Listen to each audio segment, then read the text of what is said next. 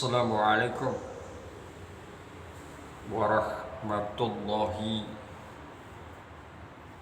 wabarakatuh. Pagi hari ini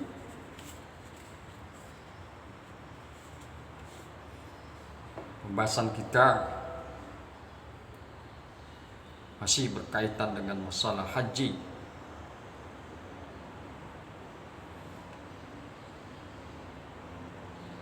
Dikemukakan oleh pengarang kitab Bismillahirrahmanirrahim.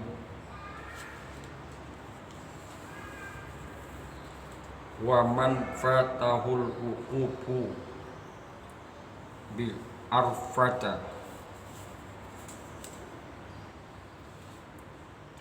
dan barang siapa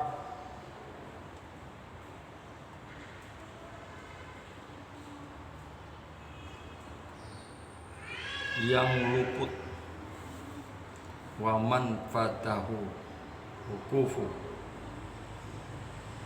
dan barang siapa yang luput wukuf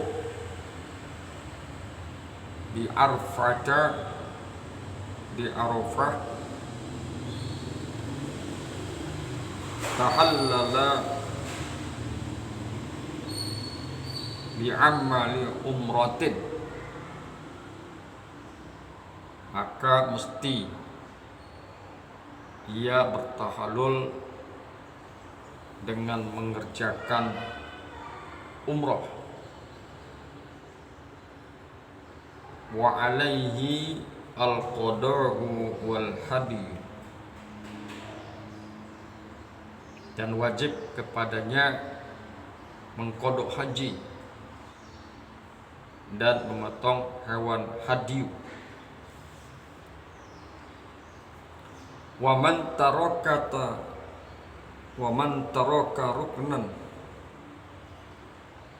dan barang siapa yang meninggalkan rukun,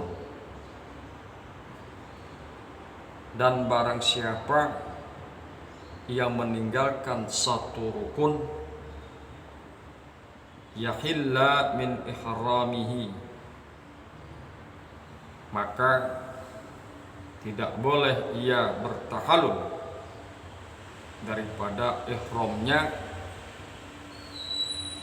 hatta ya'tiya bihi, sampai ia mengerjakan rukun itu. Wa man tarakaha wajiban, wa man taraka wajiban, dan barang siapa yang meninggalkan suatu wajibnya haji,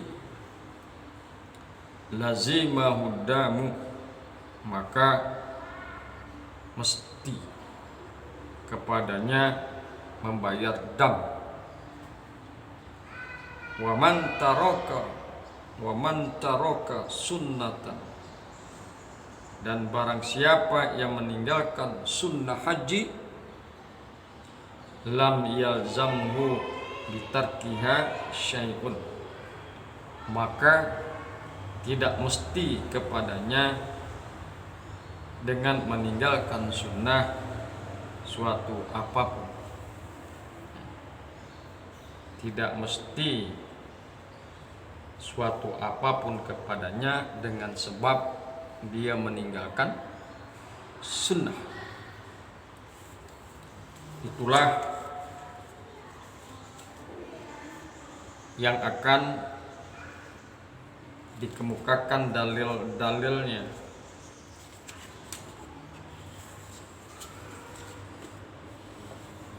Baiklah, mari kita akan coba mengupas dalil yang dikemukakan oleh musannif, sang pengarang kitab. Bismillahirrahmanirrahim. Wa man fatahul uqufu Dan barang siapa yang luput, barang siapa yang tertinggal wukuf bi Arfata, di Arafah, tahallala bi amali umratin, maka mesti ia bertahallul dengan mengerjakan umrah. Wa alaihi al-qada'u wal hadiyu, dan wajib kepadanya mengkodok haji dan memotong hewan hadiyu.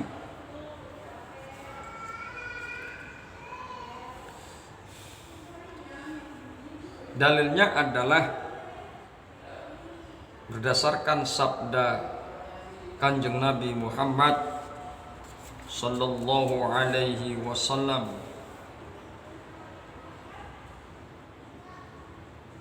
man adraka arafata lailan faqad adrakal hajja, wa man fatahu arafatul lailan faqad fatahul hajju falyuhilla bi amali umratin wa alaihil hajju min qabilin.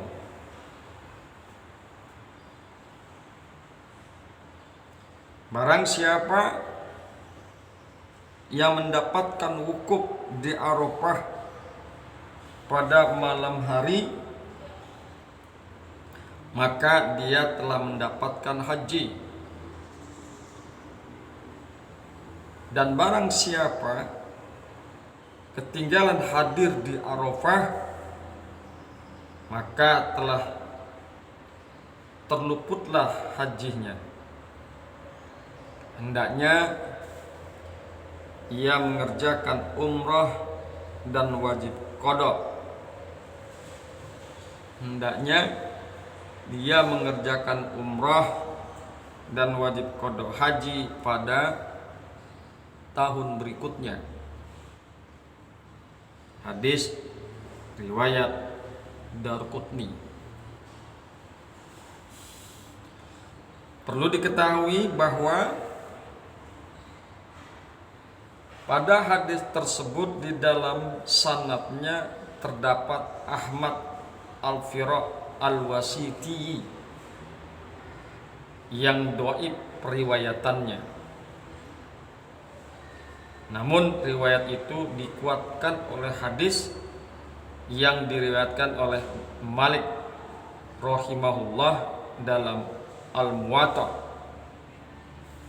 dengan isnad yang sahih, bahwa Habbar bin Aswad datang pada hari nahar, dan pada waktu itu Umar bin Khattab sedang menyembelih kurbannya. Katanya, wahai Amirul Mukminin, aku telah keliru menghitung. Aku diberitahu bahwa hari ini hari Arafah. Umar berkata, pergilah ke Mekah dan tawaflah engkau dengan rombonganmu, dan sembelihlah kurban yang kalian bawa. Kemudian cukurlah atau guntinglah rambut kalian. Apabila tahun depan datang, berhajilah dan sembelihlah kurban. Dan bagi yang tidak mendapatkannya, maka berpuasalah 3 hari pada saat haji dan 7 hari ketika telah pulang.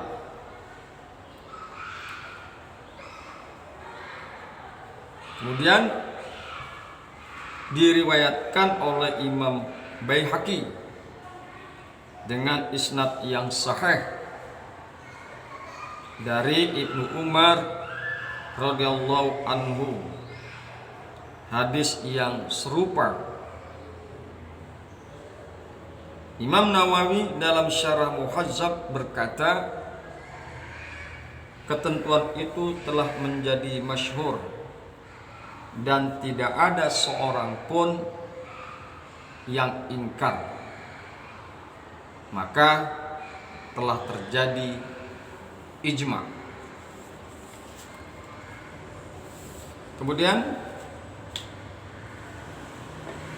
kita lanjutkan. Wa man taraka ruknan,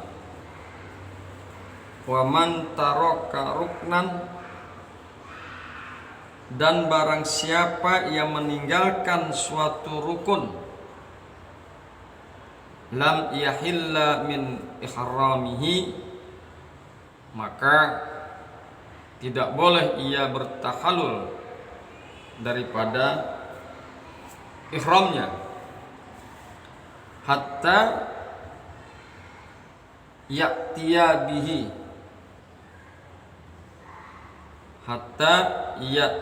bihi, sehingga ia mengerjakan rukun itu.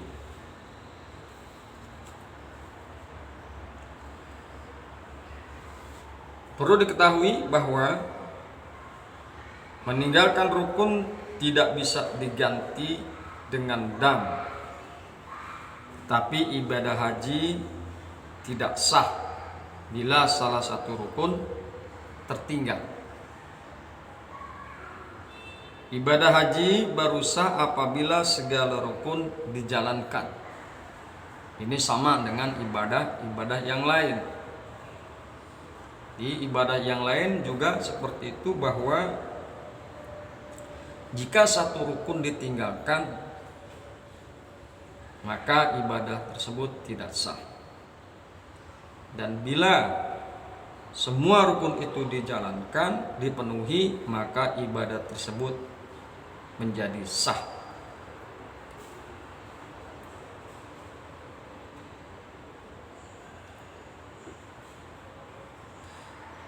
Ibadah haji baru sah